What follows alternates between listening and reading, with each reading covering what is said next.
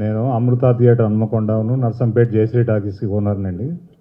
నేను పుట్టినప్పటి నుంచి ఇదే వ్యాపారంలో ఉన్నాం. 1955 నుంచి ఇదే బిజినెస్ చేస్తూ ఉన్నాం. మాకు వేరే బిజినెస్లు ఏమి లేవు.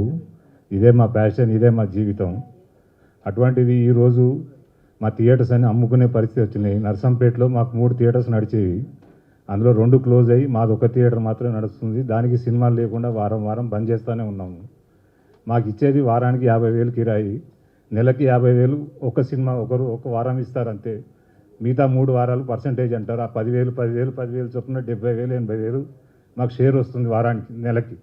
దాంట్లో 10 మంది 5 వర్కర్ని పెట్టినా 10,000 లేనిది వాళ్ళు ఎవరు రావట్లేదు. 50,000 జీతాలు పోతున్నాయి, 50,000 కరెంటు బిల్ పోతుంది, మెయింటెనెన్స్కి మంత్లీ మెయింటెనెన్స్ 1,50,000 వస్తుంది. ఈ పరిస్థితుల్లో దాదాపు బీసీ సెంటర్లు అన్నీ క్లోజ్ అయిపోతున్నాయి.